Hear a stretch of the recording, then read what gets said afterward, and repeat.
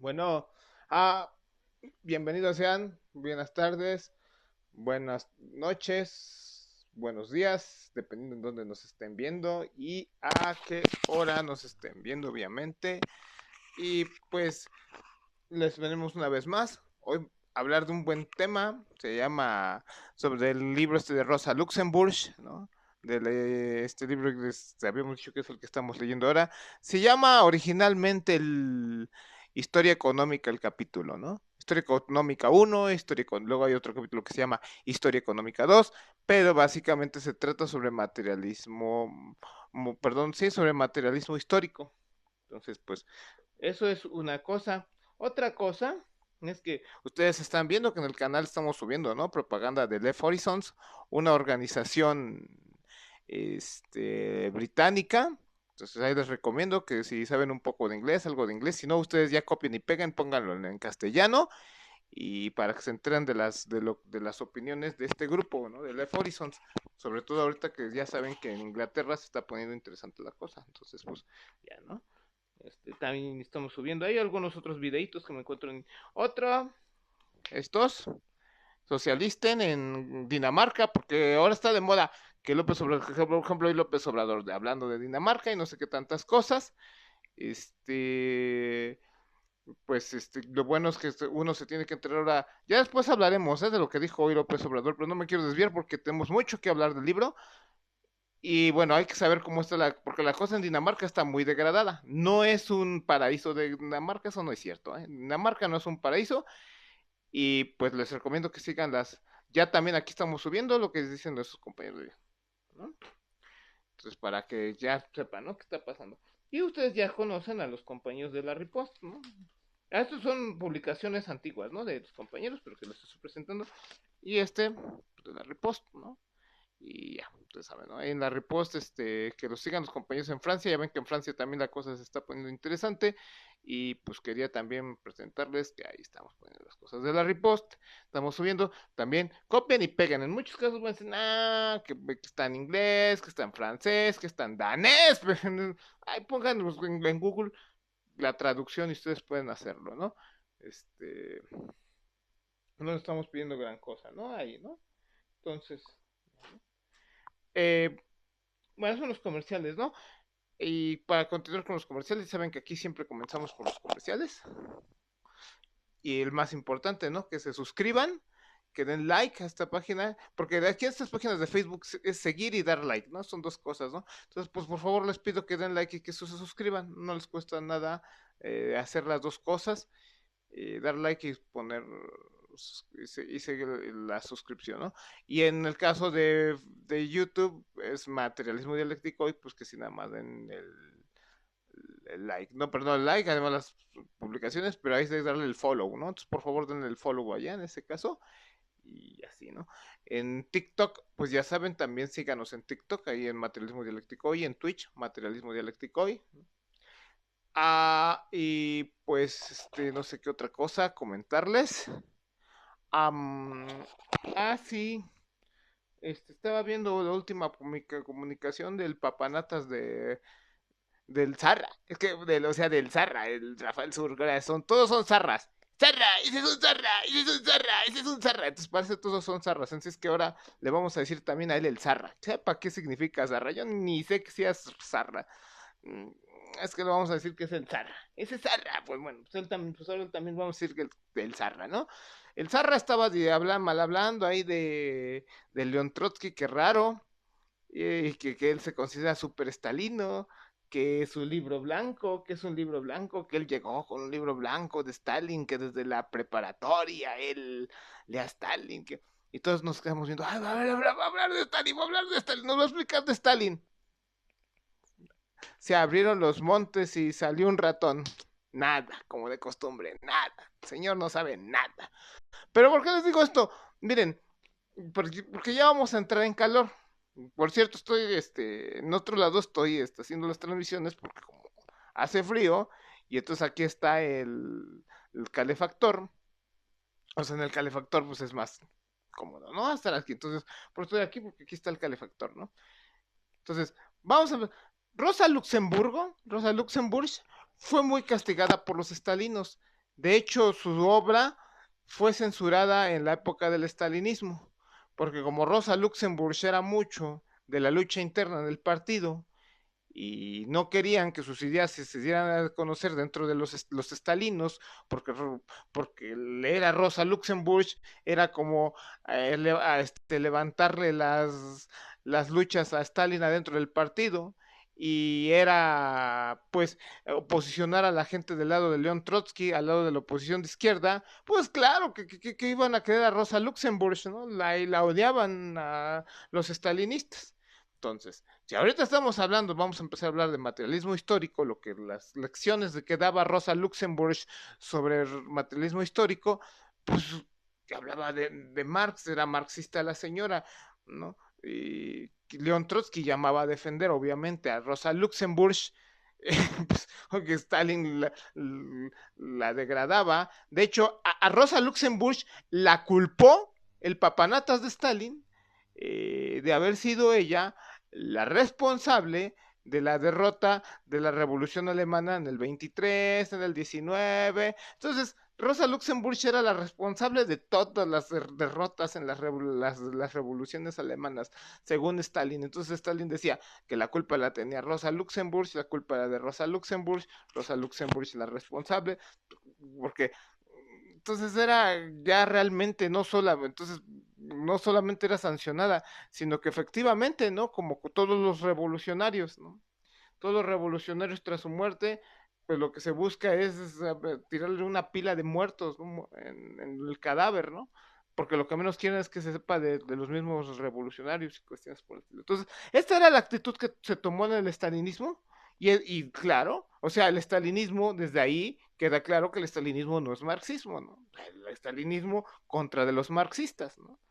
Y ahorita vamos a hablar de materialismo histórico, y el Zarra, ¿qué nos dice el Zarra? El Zarra, ¿qué nos dice el Zarra de, de materialismo histórico? Nada, porque él no es marxista, ¿no? Entonces, quien está en contra de Rosa Luxemburg está en contra del marxismo en ese sentido. No es que todo lo que dijera Rosa Luxemburg yo comparta, o que compartieran el propio Lenin.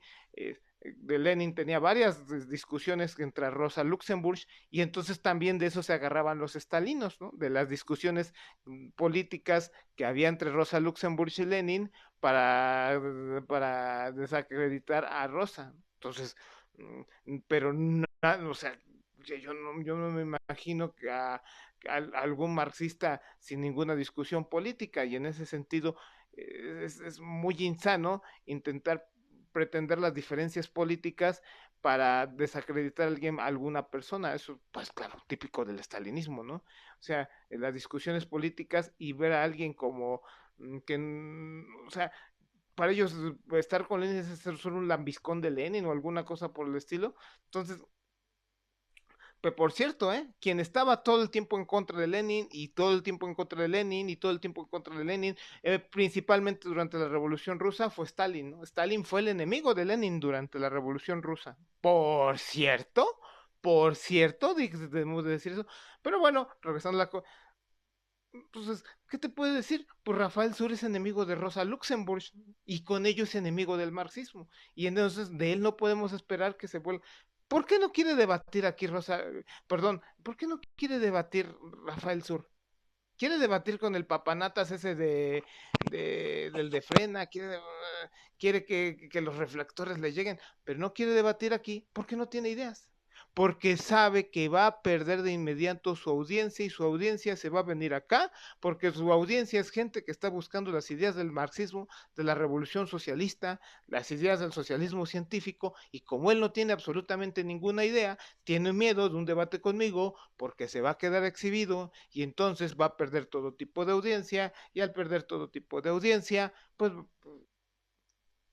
ya, flipó el señor, ¿no? O sea, el señor ya va a pasar de por sí está en el basurero de la historia, pero pero desafortunadamente los medios, las redes sociales están inflando a Rafael Sur, porque él mismo va y se mete primero con Vicente Serrano, lo usa y una vez que lo usa ya lo desecha, porque ahora le dice de cosas a López Obrador, ese viejo cagado, pues es lo mismo que dice Frena. Entonces, como tú, Rafael Sur, pretendes decir que eres enemigo de Frena, si eres el mismo discurso de Frena, lo que dices tú de López Obrador es lo mismo que dice efectivamente Frena, ¿no? No le dicen a López Obrador el cacas, pues es exactamente lo mismo que tú dices, exactamente lo mismo que tú, y en los mismos términos se expresan ustedes. ¿Por qué? Porque Rafael Sur, en una de esas, vamos a descubrir que él es del Yunque.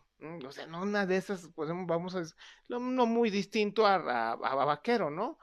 ¿Cómo se llama el tipo este Vaquero? Roberto Vaquero, no muy distinto a Roberto Vaquero. De lo que se le ha acusado a Roberto Vaquero en diversas ocasiones, por cierto, ¿no? De estar ahí de ser un fascista, ¿no? Bueno, ya hemos. Comencemos ahora sí con las lecturas de Rosa Luxemburg. Ahora sí. Y ya, vamos a empezar con las lecturas de hoy que vamos a tratar sobre materialismo histórico, ¿no? La primera parte, ¿no? Bueno, como ustedes ya habrán leído o debieron haber leído, y si no la han leído, el libro de, de, de este, ¿cómo? Ay, este señor, el libro de Federico Engels, ¿no? El que se llama El origen de la familia, el origen de la familia del Estado y de la familia, ¿no? El origen de la familia del Estado. Bueno, este libro, Federico Engels, empieza hablando, ¿no? Sobre los iroqueses. Los iroqueses son bueno, y empieza hablando sobre los iroqueses, son una tribu que vivía muy cerca de Nueva York, o sea, aquí en América, ¿no? Porque, pues sí, toda América desde el sur, desde la Patagonia hasta lo más al norte, allá en Groenlandia, todo eso es América. Entonces, pues, sigue siendo América todo eso. Ujú. Bueno, pues bien, retoma los estudios de un señor que se llama Morgan. Federico Engels retoma los estudios de un señor que se llama Morgan. Y entonces él empieza a explicar cómo Morgan empieza a hablar de que estas tribus, empieza a hablar, la verdad es que empieza el estudio medio un poco aburrido, ¿no? De que la familia primero era así, que la familia luego era así, que luego la familia, va hablando de varias evoluciones de la familia y cómo va cambiando la evolución. Entonces lo empieza a transcribir Federico Engels y esa parte pues se hace un poco aburrida. Pero finalmente la explicación que hay y lo interesante del libro es que hay una explicación de que hay un socialismo primitivo. O sea, antes de que existiera esta sociedad y antes de la explotación del hombre por el hombre y todas esas situaciones, lo que termina explicando este libro pues es que antes de todo eso en la humanidad había un socialismo y que era un socialismo lo que había porque no había propiedad de la tierra, ¿no? La propiedad de la tierra era una propiedad colectiva y cuestiones por el estilo. Pero lo que tú le puedes, lo que tú le podrías haber reclamado en aquel entonces al libro de Federico Engels es, bueno, mira, tú lo explicas, pero parece que solamente eso ocurría con con esos, los iroqueses y que además es en una tribu y que no, además muy lejana, de hace mucho tiempo. ah, Pero Rosa Luxemburg en el libro empieza a explicar que no es un caso aislado el de los iroqueses, sino que suele suceder esta situación con todas las tribus y mientras la antropología se va haciendo antropología y va estudiando cada vez más civilizaciones, termina descubriendo que todas las civilizaciones han pasado por una etapa de comunismo primitivo, que por cierto, cómo les retuerce a los enemigos del socialismo científico, estar hablando del comunismo primitivo, pero no hay ningún indicio de propiedad privada de la tierra, ¿no? O sea, podías hablar quizá de mi cubeta o quizá que por cierto, ¿no? Con los judíos llegaba al extremo, en el caso de que ahí ni siquiera en aquel entonces de los celotas, creo que ya les he hablado de los celotas. Los celotas llegaban al extremo de que no existía ni siquiera tu propia cubeta, ni tu propio calcetín, ni tu propio... O sea, llegaban al extremo de que ni eso era propiedad de nadie, ¿no? Que ahí podías agarrarlo y que... O sea, llegaron a ese extremo incluso los judíos, ¿no? Por ejemplo, esa es una con los celotas, ¿no? O sea, los celotas, los esenios llegaban a ese mismo extremo, ¿no? De que ellos no tenían la propiedad, para ellos no existía la propiedad privada. Ese es un, por ejemplo, este ejemplo lo pone Kautsky, ¿no? En el origen del cristianismo, en el origen del cristianismo, ¿no? Ese libro es donde, ahí pone pero todas las pero Rosa Luxemburg empieza el libro explicando, empieza este capítulo que los antiguos germanos también estaba esta situación, que no eran, que la cosecha no era propiedad de alguien, en el sentido de que obviamente pues si la tierra no era propiedad de nadie, ¿no? Entonces los muy antiguos germanos no conocían la propiedad de la tierra, ¿no?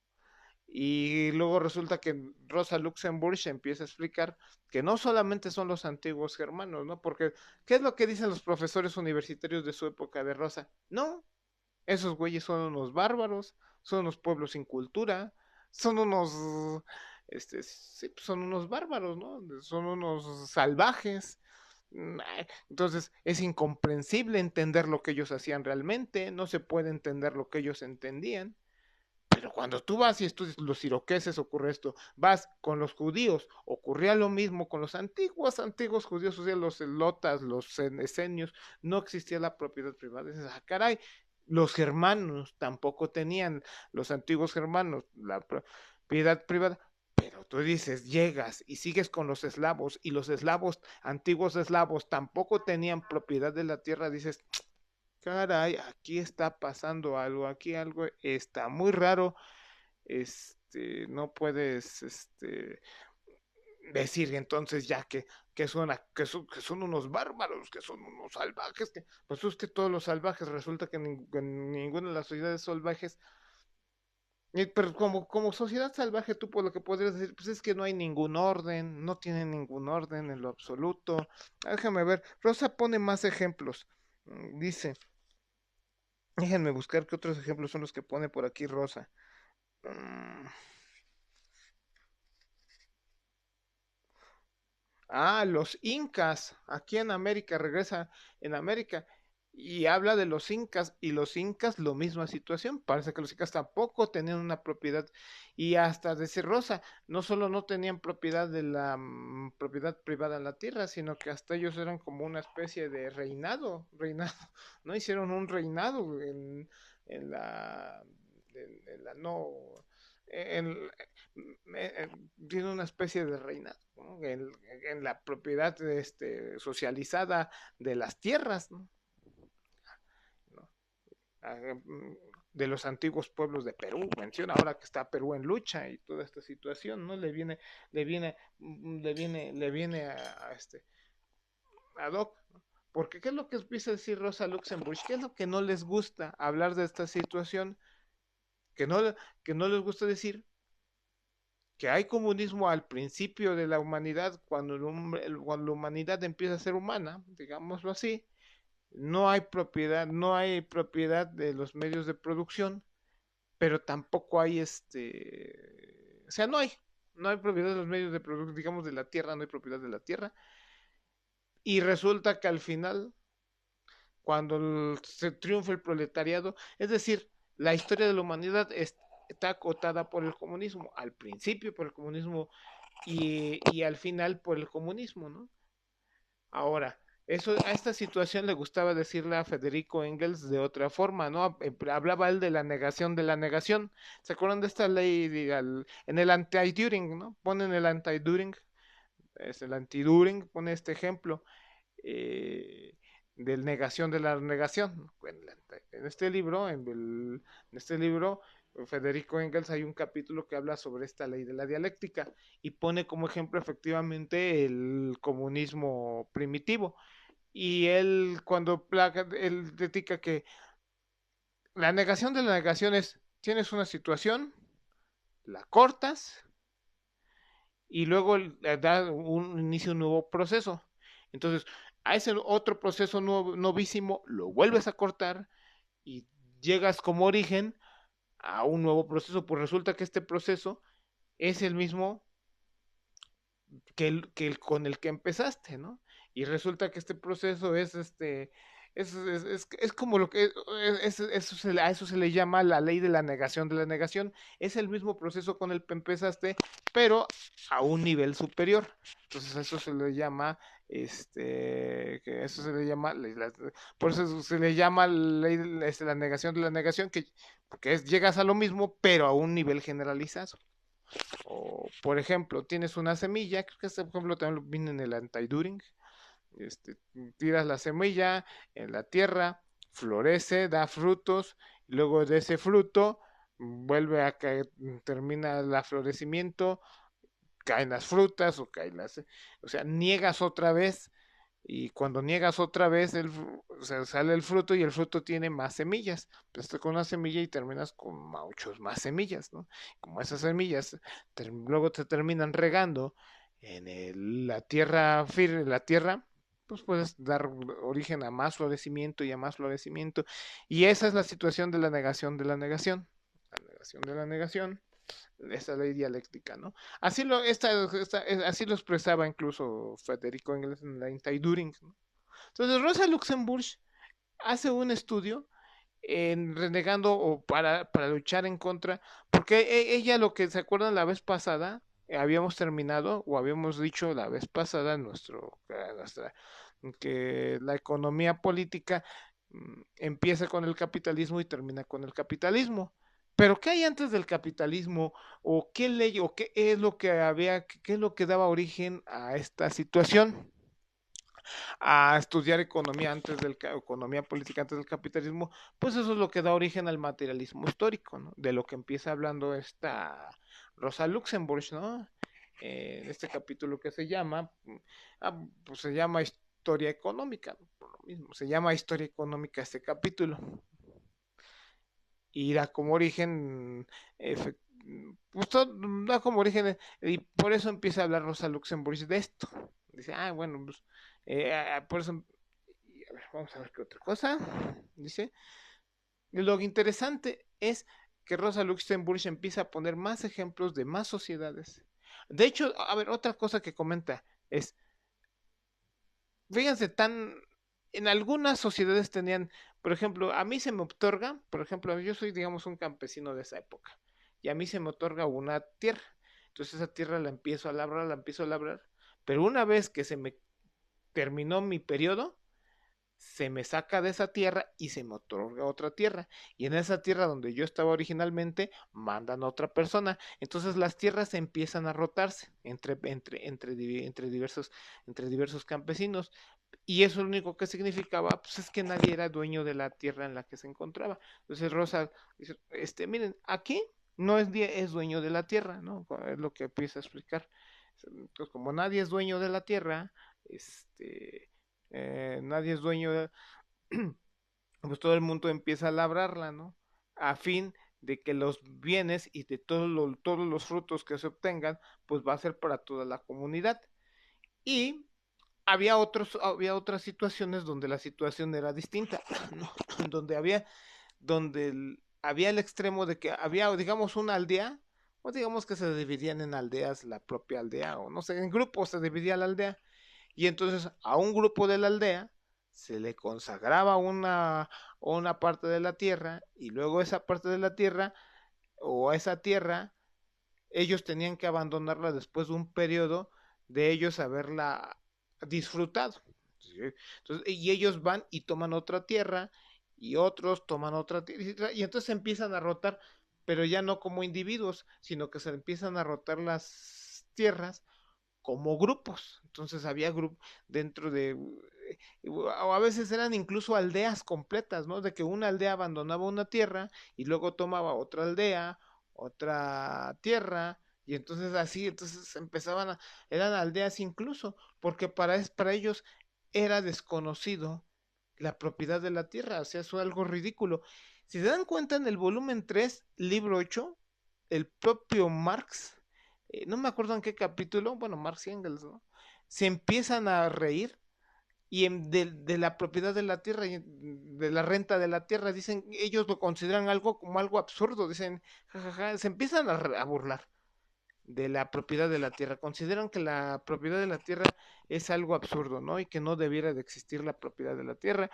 Eh, pero dice Marx, si no mal recuerdo, también profundizan en eso, que el capital empieza a sacar capital de las cosas más absurdas.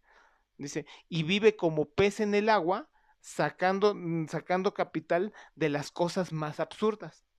Entonces, creo que por ahí incluso también hace una crítica al racismo, ¿no? Diciendo, bueno, pues es que eso también es absurdo, ¿no? Si no mal recuerdo, está ahí mismo. Pero sí, él dice que el gran capital puede vivir de lo absurdo, ¿no? Diciendo, bueno, es que para ellos eso es vivir del absurdo, es como vivir un pez, como vive un pez en el agua. Y para ellos es un absurdo, pues la renta de la tierra. Por cierto, ¿no? Ahora que estamos hablando de la renta, era un absurdo, ¿no? Y que, porque para los naturales de aquel entonces, pues, ¿qué iban a entender por renta de la tierra, no? Pues eso es una cosa de locos, ¿no? Entonces, bueno. ¿Qué otra cosa les iba a decir? Déjenme buscar aquí en las notas que hice. Bueno, esta, miren, nada más para que les decirles, nada para que se den cuenta, ¿no? Y obviamente se dan cuenta. Pues lo que aquí se dice es muy distinto a lo que se dice en otros espacios, ¿no? Aquí se prepara, ¿no? Por eso no es que se hacen diario transmisiones para decir ese es Zarra, ese es Zarra, ese es Zarra, ese es Zarra.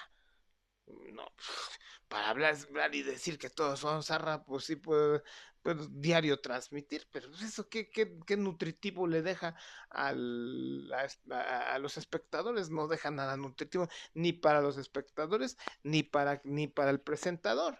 Entonces, lleva trabajo, y dado que yo tengo a trabajo a sacar algo nutritivo, tanto para el espectador como para uno, y luego cuando uno se tiene que estar ganando, pues se tiene que estar ganando estar persiguiendo el bolillo, pues tienes dos trabajos, ¿no? El trabajo con el que tú te ganas la vida y con el que, bueno, buscas ahí qué enseñarles a los demás, ¿no? Entonces, es distinto, ¿no? Yo me busco con Roberto Vaquero, el otro Zarra, ese también es Zarra. También le diría a Rafael Sur, Zarra, quién sabe que sea Zarra, pero yo no sé ni qué es Zarra, pero bueno.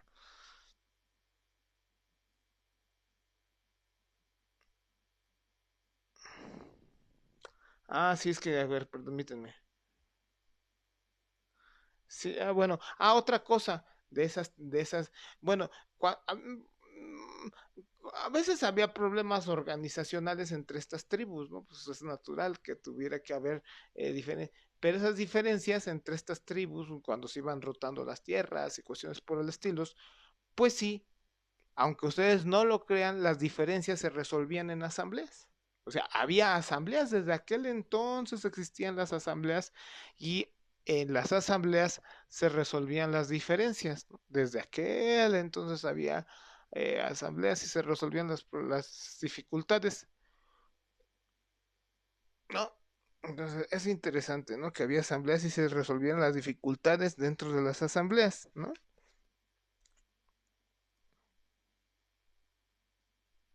Déjame decir a ver qué más hay.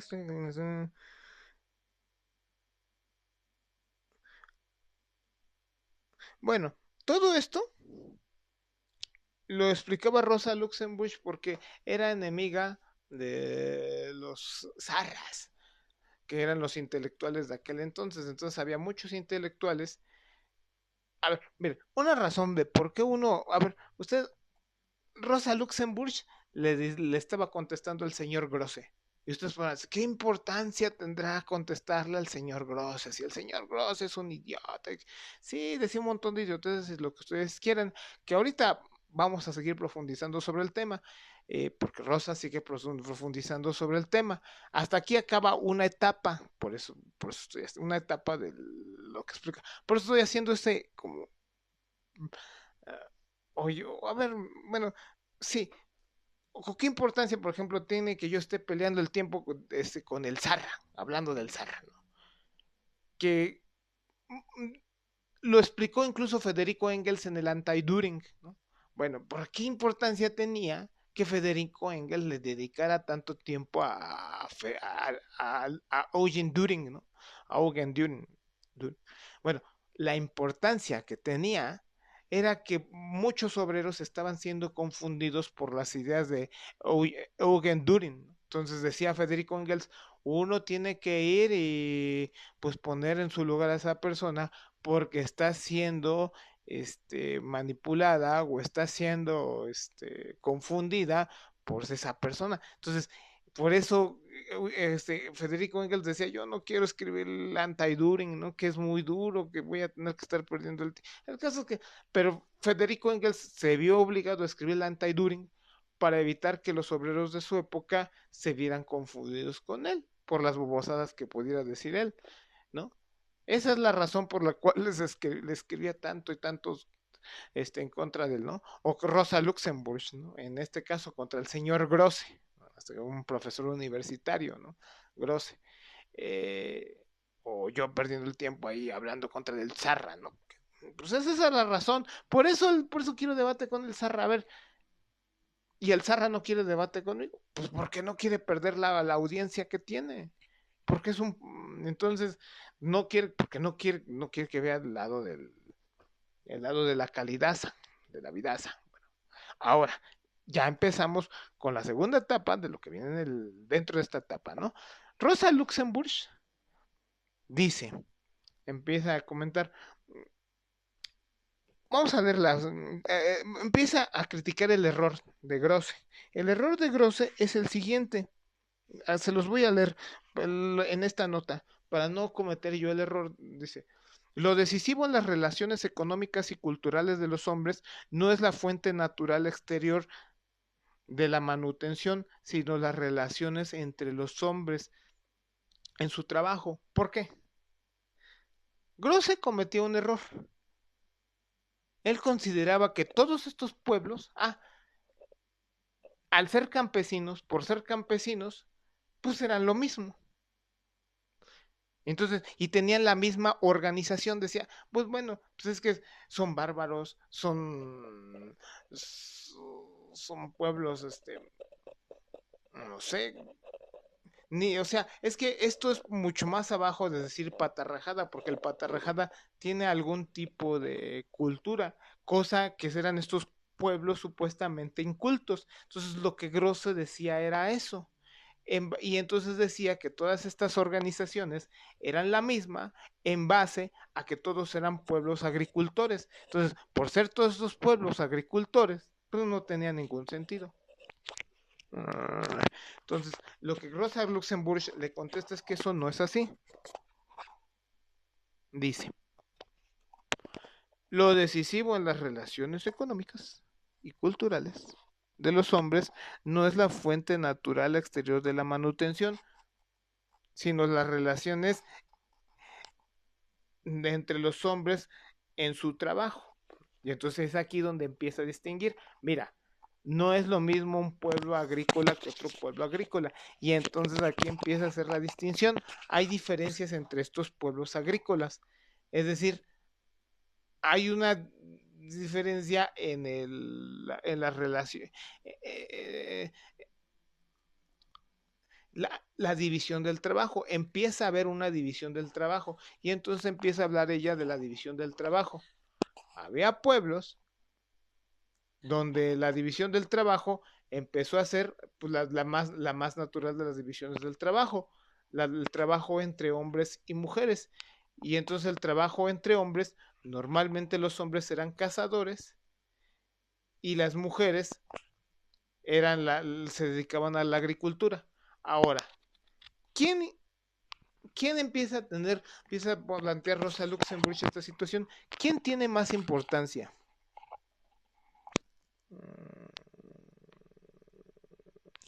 ¿Tiene más importancia el hombre o la mujer? Lo importante,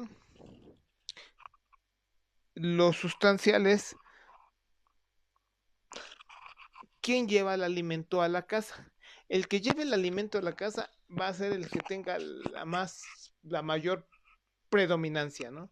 Quien traiga el alimento va a ser el más predominante aquí. O es el hombre, es a través de la casa, o es la mujer a través.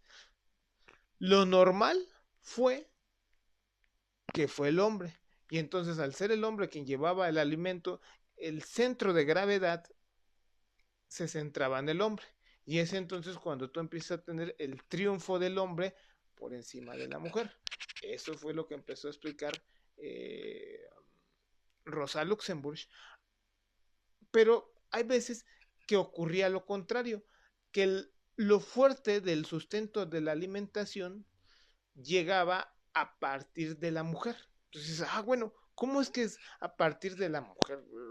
Sí, si tú tienes, digamos, un clima caluroso o que es muy propicio para la agricultura, bajo ciertas condiciones climáticas, cuando lo que piensas platicar en pocas palabras eso, bajo ciertas condiciones climáticas es la mujer la que empieza a tener la predominancia. Entonces, esa agricultura tenía la mayor predominancia y entonces es la mujer quien llevaba el sustento de la comida a la casa y es ella la que empieza a tener el triunfo sobre el hombre y entonces ella la que predomina por arriba del hombre y se da un matriarcado.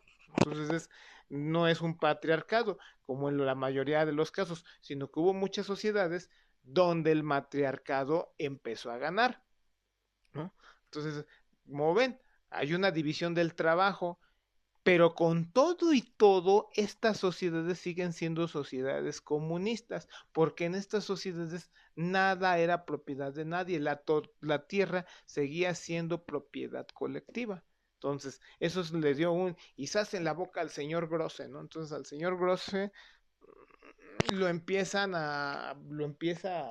pues sí, le da un zape, ¿no? Gracias por los likes, por favor ayúdenme con eso, porque como ustedes saben, miren, no, voy a hacer otro paréntesis aquí, tenemos nosotros un cerco informativo y nos ayuda a nosotros que ustedes empiecen a compartir transmisiones y que empiecen a dar likes y que empiecen a ayudar con la difusión de las ideas y bueno, lo que ya he explicado, ¿no? El 80% del trabajo revolucionario es la difusión de las ideas y que bueno, ya, les reitero eso. Entonces, continuamos con el tema. Había momentos donde, bueno, entonces había dos tipos de sociedades, ¿no? La mayor parte patriarcal y una pequeña minoría que era matriarcal, que era donde el matriarcado. De hecho, el matriarcado era tan grande que había diosas mujeres, ¿no? Por cierto, ¿por qué la diosa de la tierra es una mujer? Pues por eso, porque originalmente las mujeres eran las que se dedicaban a la tierra. Entonces, como eran las mujeres las que se dedicaban a la tierra, entonces eran ellas a las que pues, se les vinculaba con la tierra, ¿no? Y había un lugar donde de plano había el matriarcado y entonces pues, donde la mujer se fue hasta arriba, ¿no? Pero era la minoría de la minoría de la sociedad, de la mayor parte de las sociedades era el patriarcado porque era la casa, la cacería la que traía el sustento de las casas. Sin embargo, estas pequeñas sociedades matriarcales terminaron siendo derrocadas pues porque las demás sociedades patriarcales hicieron la guerra contra las sociedades matriarcales y las terminaron absorbiendo. Entonces terminó volviéndose prácticamente todo una sociedad patriarcal. Y así es como llegamos a la actual sociedad patriarcal en la que nos encontramos. Sin que por eso, fíjense, con todo y a pesar de todo, seguía siendo unas sociedades comunistas porque no había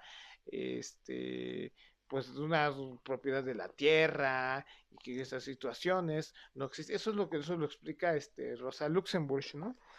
Mm, y bueno, una vez que se da esta situación, es cómo era la división del trabajo dentro de las sociedades de la cacería, ¿no? O sea, cómo es la división pues bueno, ahí también empiezas a tener divisiones del trabajo.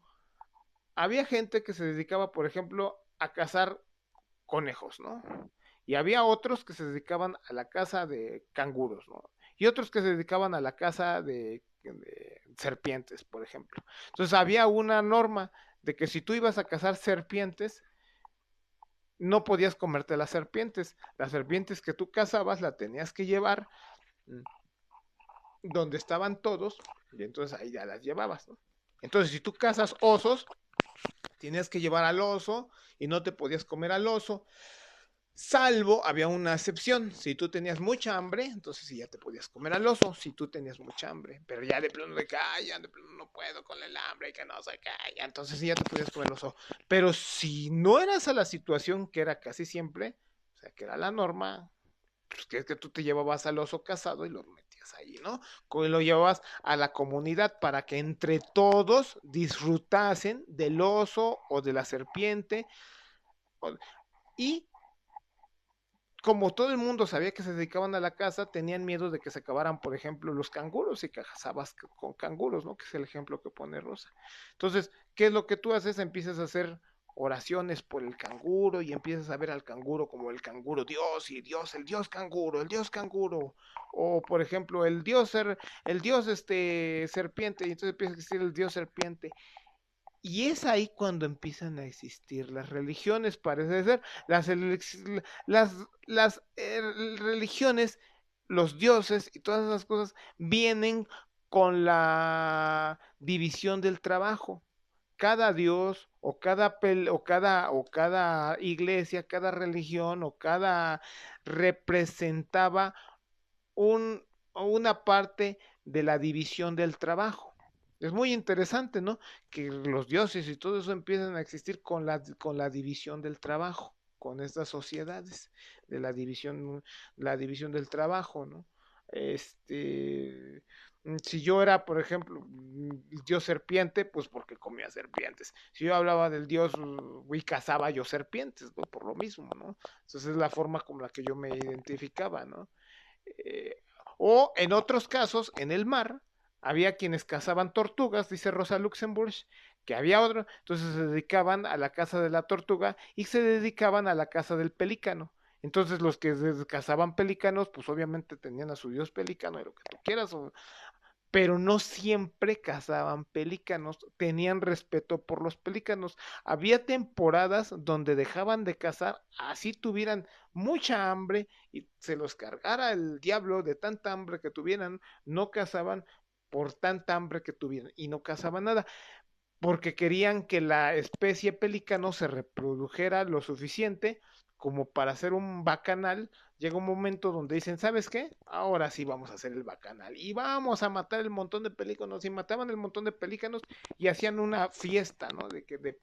Y cocinaban a los pelícanos, cocinas de pelícano, ya después de tanta hambre y después de tanto tiempo que estuvieron esperando para que los pelícanos se reprodujesen, pues eso fue, ¿no? Entonces ahí empiezan a tener al dios pelícano y bueno, y se lo comen al dios pelícano, ¿no? Y entonces en esas épocas la situación además era de que la repartición, además otra cosa muy interesante, cómo era la repartición de los alimentos. La repartición de los alimentos era otra situación comunista, ¿no? Muy comunista, porque no lo hacía directamente el cazador, no es como ahora, ¿no? De que el que parte y reparte se queda con la mayor parte, pues no, nada de eso, porque como les digo, los cazadores tenían que llevar la comida ante todos, ¿no? Y entonces parece que era algún anciano el que empezaba a dividir, ¿no? Entonces decía, eso sí, tenía que estar presente el cazador que llevaba la presa y este, entonces no sé, que es como quizás darle una gratificación al cazador. Ah, muchas gracias, mira, qué bueno que trajiste y ahora vamos a comer entre todos, gracias a ti. Pero el cazador no dividía la comida. La división la hacía o algún anciano.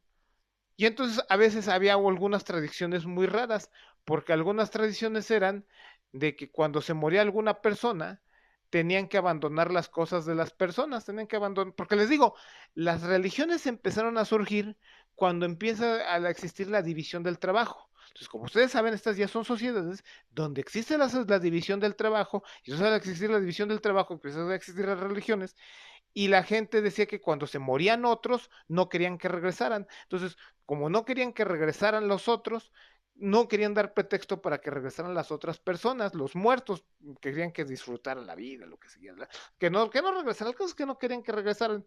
Entonces, para que no regresaran, los más cercanos del que se había muerto se alejaban de todas las cosas, de todas sus propiedades y quemaban todas sus propiedades. Entonces, una vez que se quemaban todas sus propiedades de esa persona, de esa persona y de los más cercanos, pues ya se quedaban sin nada, ¿no? Se quedaban sin absolutamente nada, para que no tuvieran que regresar los muertos, pues, porque ya no hay nada por qué regresar, ya no hay ninguna propiedad material, entonces ya no queremos que regreses, ya vete, vete, vete, ¿no? Y entonces los que se quedaban sin nada, volvían a recolectar sus cosas porque toda la comunidad les empezaba a regalar cosas, como que la comunidad empezaba a regalar cosas, ¿no? En particular, cuando, entonces la comida y todo eso se reparte. Pero en particular lo interesante era cuando mataban a un jaguar. Si algún cazador llegaba a cazar al jaguar, la piel del jaguar no se la quedaba el cazador, se la daban a ese tipo de personas que habían perdido todas sus propiedades en base a todo este ritual. Entonces, como no tenía nada, órale, mira, te quedas tú con las pieles, a los familiares les dejaban las pieles, ¿no? Entonces, como les dejaban, o sea, se dan cuenta en todo esto, mendigos comunistas, ¿no? Mendigas sociedades comunistas. Esto era el comunismo primitivo. Todo esto es lo que platica Rosa Luxemburg, eran tradiciones de comunismo primitivo, ¿no? En medio, pues era primitivo, pues no había gran tecnología, y ahorita vamos a hablar de eso, de la tecnología. Y bueno, no había gran cosa de eso. Entonces, todas esas sociedades no eran tan bárbaras como, o tan incivilizados o tan incultas como nos quieren, como, qué es lo que querían hacer ver todos los enemigos del socialismo científico cuando empezó a descubrirse esta situación. Es lo que querían hacer ver, que todas estas sociedades eran unas sociedades incultas, unas sociedades bárbaras, porque no querían y nada de eso, ¿no? Que resulta pues que son sociedades muy cultas, que tenían sus propias reglas, ¿no? Tenían sus propias reglas. Otra cosa, ¿no? Otras reglas, por ejemplo, ahorita me vienen a la mente. Resulta que los cazadores, que cuando eran jóvenes y no estaban matrimoniados, van cambiando esta situación del matrimonio, se separan de los que sí están matrimoniados, de los viejos, o sea, como que hacen una especie de secta, y eso, no sé, a mí me suena como que eso es como que empieza a ser el germen de una milicia, ¿no? Como si que fuera una, entre comillas, milicia, porque la casa siempre ha estado muy cercana a la milicia, ¿no? Bueno, eso después ya hablaremos en otra ocasión cómo surgen las milicias. Habla Kautsky un poco de esto, entonces ya en otra ocasión hablaremos. Kautsky era otro personaje que escribía maravilloso, que era Luisa Kautsky, la esposa de Karl Kautsky, muy cercana a Rosa, a Luxemburg. Cuando mataron a Rosa, pues sí, la mataron de un culetazo, bueno, siendo un paréntesis, ¿no? Y Rosa tenía un reloj, ¿no? Rosa tenía un reloj, pues el reloj ese reloj que tenía cuando la asesinaron, se lo había regalado esta Luisa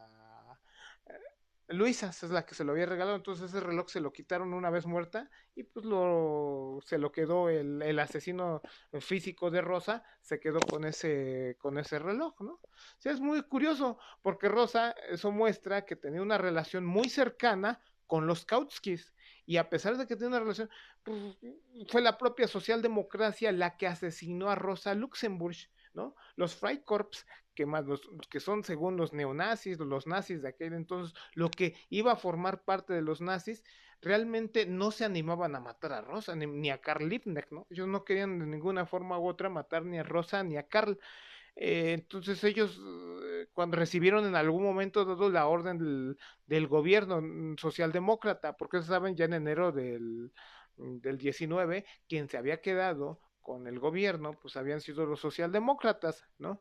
Pero ellos no se animaban a matar a los socialdemócratas, perdón, a Rosa, ni a Karl Liebknecht. Entonces, los Freikorps dijeron, yo no las mato, le dijeron a Eber, pues era el presidente en aquel, el presidente Eber. Entonces le dijeron, yo no me voy a animar a matar a Rosa Luxemburg si tú no me entregas por escrito un papel donde me digas que tú te asumes como responsable intelectual de la muerte de Rosa. Pues, ¿qué creen? La socialdemocracia alemana, Ebert, que por cierto, les reitero, fue alumno de Rosa Luxemburg cuando llevó estas lecciones. Acuérdense, estos libros de las lecciones de Rosa Luxemburg, cuando ella era maestra de la escuela del Partido Socialdemócrata, pues Eber fue alumno de Rosa Luxemburg. Habiendo sido maestro, Eber firma el asesinato de su propia maestra. Entonces llegan y ¡pum! Se revientan a Rosa Luxemburg, ¿no? O sea, imagínense el nivel de cercanía que había entre todos ellos, y a pesar de la cercanía, tanto odio le tenían a Rosa y a Karl Liebknecht que los asesinan, ¿no? Por escrito se lo entregan. O sea, los asesinos de Rosa Luxemburg son los socialdemócratas. Bueno, ya hecho el paréntesis, bueno, por eso todo aquel papanatas que anda en un partido, un tipo de partido socialdemócrata o que se haga llamar socialdemócrata, de inmediato tú lo puedes identificar como los asesinos de Rosa Luxemburg, ¿no? Yo la única forma en cómo podría identificar a una persona así, pues lo podría identificar solamente como un asesino de Rosa Luxemburg, ¿no? Y de Karl Liebknecht, ¿no? De Karl Liebknecht, la socialdemocracia. Ahora que cuando en México, ¿no? El Gilberto Lozano, o cómo se llamaba Gilberto, lo que sea, ya Gallardo, lo que sea. No, que voy a hacer mi partido socialdemócrata, que mi partido, ay, mira, vas y tú sí vas y chingas a tu puta madre, porque cuando tú dices, yo hago mi partido socialdemócrata, estás enarbolando y te estás quedando con el nombre de los asesinos de Karl Liebknecht y de Rosa Luxemburg. Así de fácil, pues Gallardo, él solito, se puso, él mismo se revolcó en la sangre de Karl y de Rosa. Así dos. Él mismo se revolcó en la carne y él mismo se asume como asesino de ellos. Bueno, continuamos entonces con las lecciones de Rosa, seguimos con las lecciones de Rosa. Entonces dice ella, fíjense cómo estas sociedades no tenían una lógica, en todos tiene un sentido todo lo que ellos hacen, no era la barbarie que intentaban hacer ver, o sea, tiene un sentido absolutamente todo lo que hacían en esta sociedad. O sea,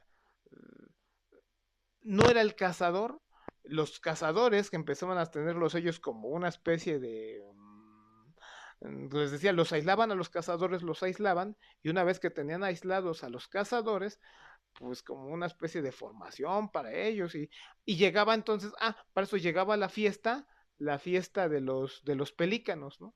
Y entonces había los viejos de aquel entonces eran los que dividían los pelícanos, hacían la división de pelícanos, la división de la comida, y bebían y comían, y entonces ahora sí, que antes eran una secta, ahora sí los cazadores ahora se podían juntar con todos los demás de la sociedad, y entonces empezaba a haber la unión entre todos ellos, ¿no?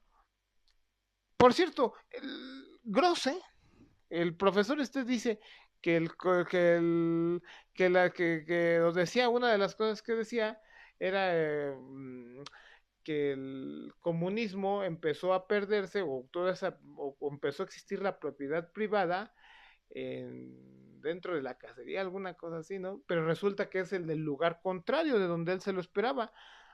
O sea, donde más gente había era dentro de la agricultura o alguna cuestión así, y es allí donde empieza a existir la estructura de la propiedad privada, empieza a explicar Rosa Luxemburg, ¿no? Que es efectivamente todo lo contrario a lo que... Entonces, si se dan cuenta, todas estas sociedades tenían algo que ver con la agricultura, ¿no? Pero a pesar de que tenían que ver algo con la agricultura, no era la economía, la economía no estaba determinada por el medio ambiente en el que vivían, ¿no? La economía estaba determinada por la relación que había entre los hombres. Rosa Luxemburg empieza a poner todos estos ejemplos para demostrarle a Grosse que está en un error. Dice, mira, te pongo este ejemplo, este ejemplo, este ejemplo, este ejemplo. ¿Qué relaciones hay?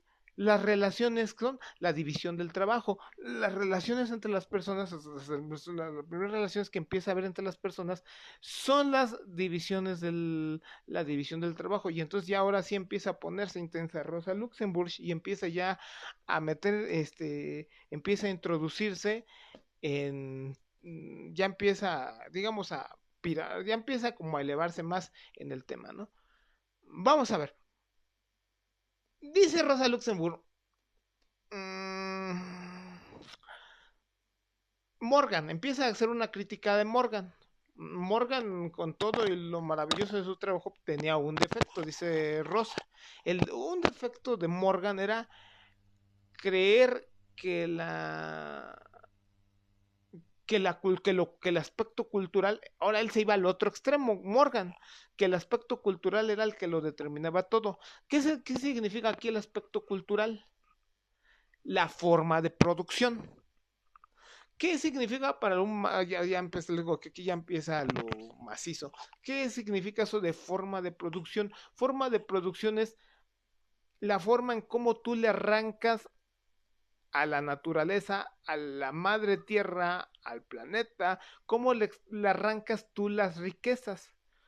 O sea, si tú lo haces con un zapapicos, si lo haces con una pala o lo haces con una oruga de esas caterpillar, ¿no? Son dos formas de arrancarle riquezas a la naturaleza. Pues hay muchas formas de arrancarles riquezas a la naturaleza. A eso le llamas forma de producción. A eso es a lo que le vas a llamar forma de producción. Es decir, a un poco a la ingeniería de aquel entonces. Permítanme un poco, es la ingeniería del momento, ¿no? Es la ingeniería del momento. Entonces dice, mira, entonces es ahí donde empieza a ver Rosa Luxemburg que le hace, bueno, mira, si tú me dices que el aspecto cultural es el que va a determinar cómo es la cultura, estás en un error. Es decir, tú me estás diciendo que la forma de producción es la que determina cómo es una sociedad. Ese ya es caer en el otro error. La forma de producción no determina cómo es cómo es la sociedad. Si eso fuese cierto, sería entonces, Rosa dice, si eso fuese cierto, entonces lo que tú me estás diciendo, es que sí está, es que es la historia de la ingeniería la que termina explicándote cómo es toda la sociedad. Es decir, no tendríamos que estudiar antropología, sino que simplemente la historia la historia de la ingeniería, es decir, cómo han venido evolucionando los aparatos, cómo ha venido, por ejemplo, las orugas. Ahora lo que ahora tenemos es las orugas, y antes de las orugas, ¿qué aparatos ocupaba? Y antes, ¿qué aparatos ocupaba? Y antes, ¿qué aparato? Y entonces, para determinar cómo es la sociedad de un momento, bastaría simplemente con estudiar la historia de como la evolución de la ingeniería. Entonces Rosa Luxemburg, no, en eso tienen que ver otras cosas más importantes, aunque, aunque eso no es total, es lo que dice Rosa Luxemburg, no es sí te dice mucha información, sí te puede decir información, sí, pero no te lo dice todo. Sí, desde luego que te da información. Tan te la dice que Marx pone este ejemplo en el Capital. En el volumen 1 del Capital, Marx pone un ejemplo muy importante, muy bueno. Marx dice, no me acuerdo en qué capítulo del volumen 1, pero es esto lo que dice. Ustedes, el arado en la época, si ustedes ven el arado en la época del esclavismo, es un arado muy tosco. Porque es un arado muy tosco, muy pesado, muy poco aerodinámico. Es más, el arado lo jalaban los bueyes y no se le daba el arado a los esclavos no se les daba el arado con caballos, se les daba con bueyes, con animales con mulas, con animales muy pesados. Y además los arados eran muy pesados. ¿Por qué? Porque ¿por qué? Porque eran muy, eran, eran un instrumento vocal, es decir, un instrumento vocal, es decir, eran un instrumento, a los esclavos se les consideraba un instrumento de la producción, no se les consideraba personas.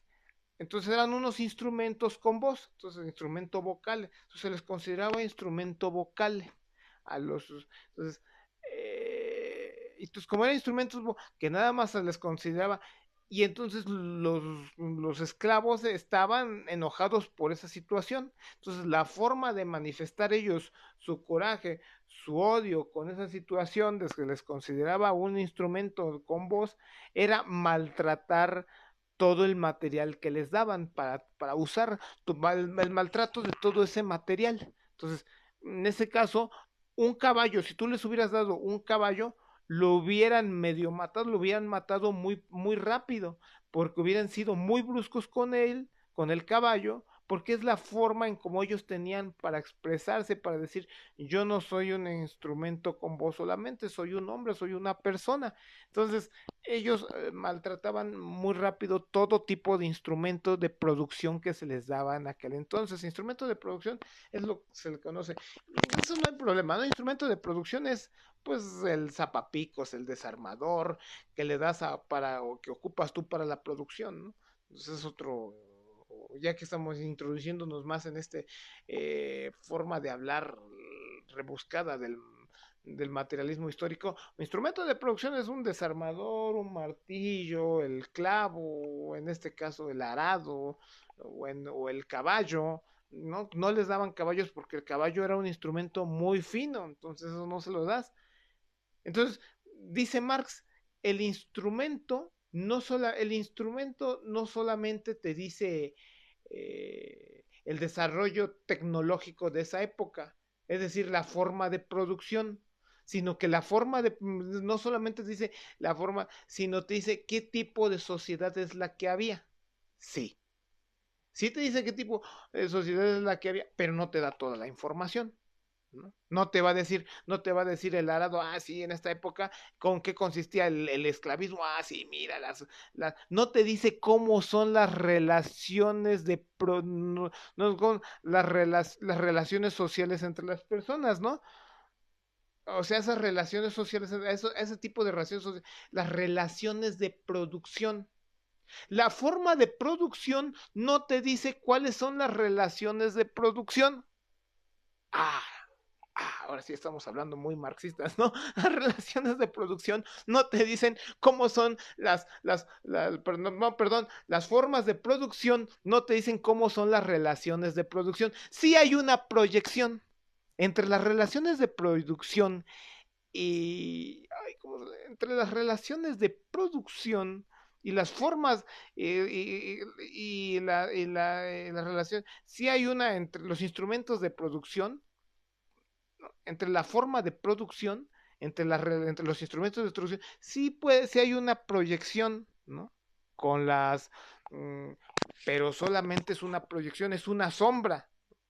O sea, no sé si me estoy explicando. Bueno, es decirlo, es como si que yo dijera, bueno, mira, yo tengo sobre este libro, digamos, y produzco sobre, permítanme, déjenme ponerme esto para ponerles el ejemplo que quiero ponerles. A ver, miren. Por ejemplo,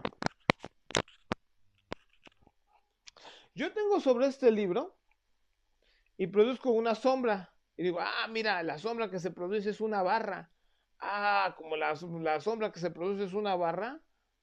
Ah, entonces infiero que es un dedo. No, no puedes inferir que es. O sea, lo que tú estás viendo es la sombra. Tú no puedes ver exactamente. Es una, pero no necesariamente es un dedo. O sea, hay una proyección, a eso es a lo que me refiero, hay una proyección, ¿no? Dejan más o menos la misma sombra al sol, ¿no? Entonces, lo que dices tú, sí, hay una relación, digamos, entre las relaciones de producción y las formas de producción, pero las formas de producción no te dicen cómo son las relaciones cómo son las relaciones de producción. Si eso sí fuera, entonces no existiría la antropología. Entonces, bastaría estudiar la historia de la ingeniería y con la historia de la ingeniería podría determinar cuáles son las relaciones de producción. ¿Qué es una relación de producción? Una relación de producción es, para armar estos audífonos, hay una relación entre las personas, se arma unas relaciones sociales entre las personas, ¿no? Lo más importante en una sociedad es la producción antes que la distribución. Si no, pues ¿qué vas a distribuir, no? Entonces, antes que cualquier otra cosa, lo más importante es la producción en una sociedad. Antes que cualquier otra cosa, lo más importante en una sociedad es la producción de las riquezas. Si no, ¿qué vas a estar distribuyendo? Lo más importante es la producción de las riquezas. Mm, Estoy pensando, espérenme. Las relaciones de. Entonces, las relaciones de producción. Lo más importante es, para producir este audífono, ¿qué relaciones sociales se hicieron? ¿Qué relaciones entre las personas había cuando se produjo esta, este chunche? Cuando se produjo, hubo alguna. Y la más importante de todas esas relaciones sociales es la relación de propiedad. O sea, ¿quién es el dueño de los instrumentos de producción y de las y del quién es el medio de los medios? ¿Quién es el dueño de la fábrica? ¿Quién es el dueño del martillo? ¿Quién es el dueño del cable? ¿Quién es el dueño del cobre? ¿Quién es el dueño del plástico? ¿Quién es el dueño del PVC? ¿Quién es el dueño de los imanes? ¿Quién es el dueño de todo? Ya me entendieron. Entonces, esa es la relación de producción más importante, la de propiedad. Esa es. Por un lado están las fuerzas productivas. Las fuerzas productivas es, sí, una de la fuerza de trabajo. La fuerza de, la fuerza de trabajo. O sea, el dueño del. Y por otro lado, pues también tú tienes, pues les digo, la propiedad. Pero ¿qué es lo que ocurre? La relación de propiedad, es decir, la relación de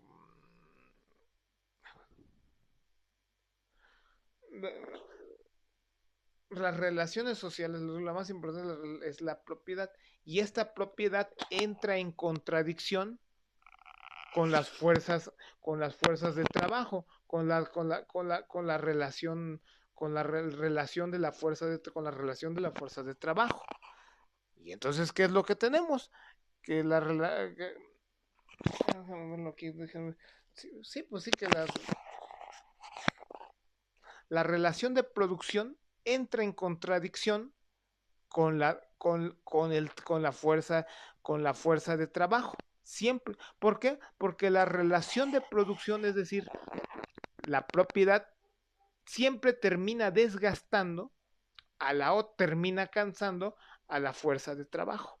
Hay una contradicción entre la relación de producción y la fuerza de trabajo. Y esa relación de producción es la relación de producción, esa va cambiando conforme va cambiando no es, esa relación de producción va cambiando.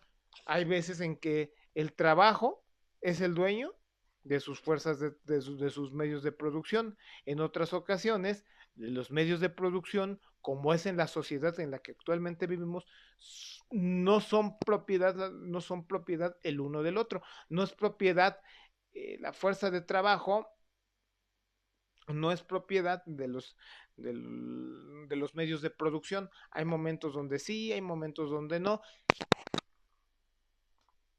Eso es harina de otro costal. Y es ahí donde acaba ese capítulo de Rosa Luxemburg, ¿no? Es ahí donde acaba este capítulo de Historia Económica número 1. Y pues bueno, creo que es hora de que vayamos nosotros parando la transmisión el día de hoy.